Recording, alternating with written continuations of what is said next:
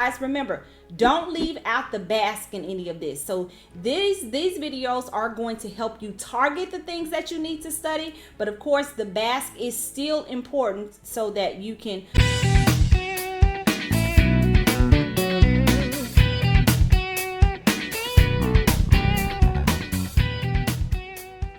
Hi, I'm Angela Murray, SHRM-SCP, SPHR, and your favorite HR exam coach.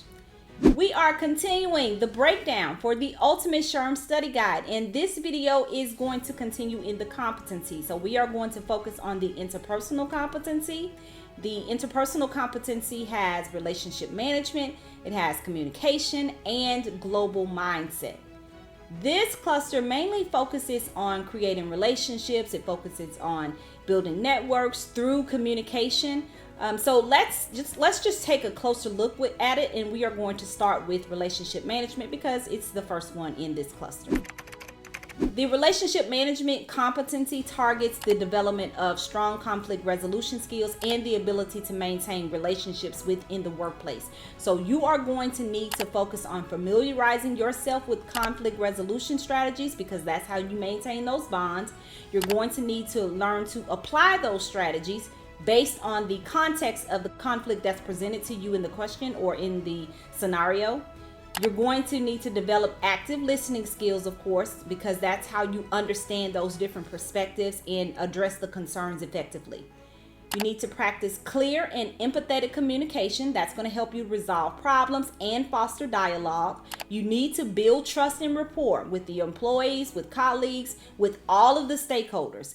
And then familiarize yourself with the negotiation approaches. That is a big one. This is how you're going to be tested on all of those. You are going to be tested on your ability to handle conflict mainly and to manage relationships with all stakeholders. So that means employees, managers, government agencies, whatever agencies that you work with, whoever has a stake in that organization.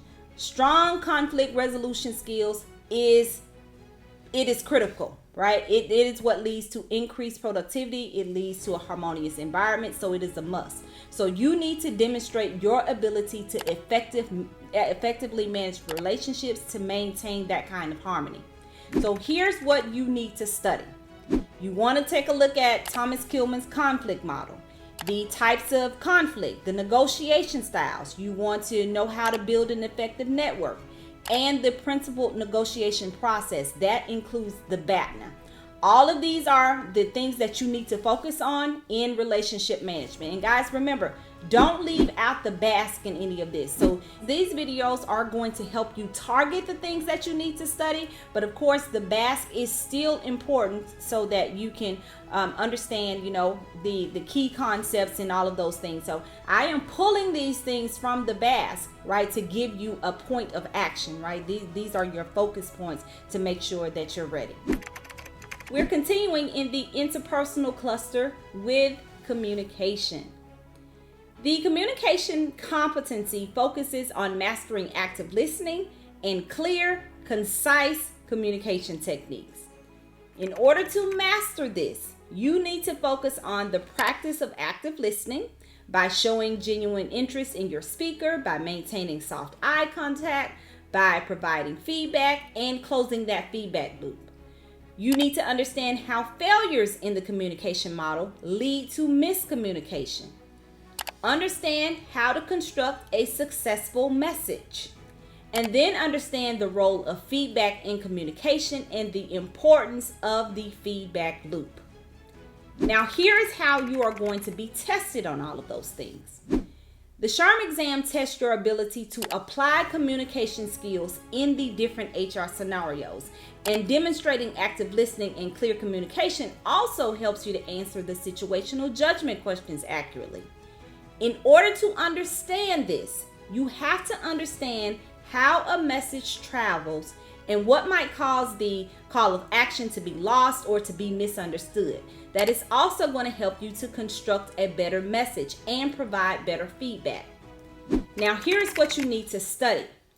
Make sure to study the communication model and what causes the different failures.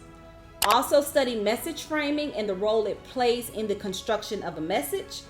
and study feedback and communication. That is another very hot topic to study for communication. Most of communication is going to be centered on the communication models and the different failures and how you can avoid those failures. If you can understand that, and you can understand message framing, message constructing, and active listening, you will have communication in the bag. The final competency of the interpersonal cluster is global mindset. Global mindset requires you to develop and then demonstrate cultural intelligence and then adapt the HR practices to diverse cultural contexts. Here's where you're going to need to focus. You need to understand cultural intelligence and how it contributes to the ability to relate and work effectively across cultures, especially in a global environment. You need to learn to adapt the HR policies and the practices to comply with local customs and cultural norms, and especially the employment laws. You want to recognize and respect the different communication styles that happen in different cultures and the preferences in various cultural contexts. You want to cultivate an open and flexible mindset and learn from and integrate diverse cultural perspectives into your organization. Promote inclusive practices that integrate diverse cultural viewpoints into organizational strategies and operations. This is how you're going to be tested. So one of the main components of a global mindset is acquiring a global mindset and understanding what that is.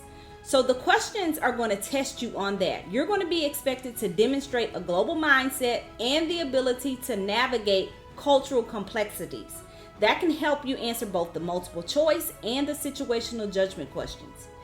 Oftentimes, the exam has questions that test your ability to manage the HR functions in a global context. So that means that you're going to need a solid understanding of cultural intelligence and adaptability. So that means that you recognize how different cultures communicate, you recognize the preferences, and you can adapt to get things done. And also understanding the importance of due diligence when you are conducting global business to get things done, and recognize the laws that impact the organization. Now, here's what you're going to need to study.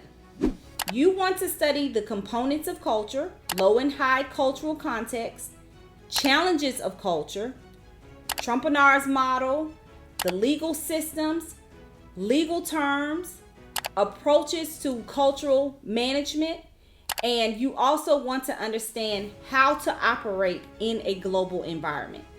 That wraps up the interpersonal cluster. We are going to be moving right along to the business cluster in the next video. I will see you over there. Bye.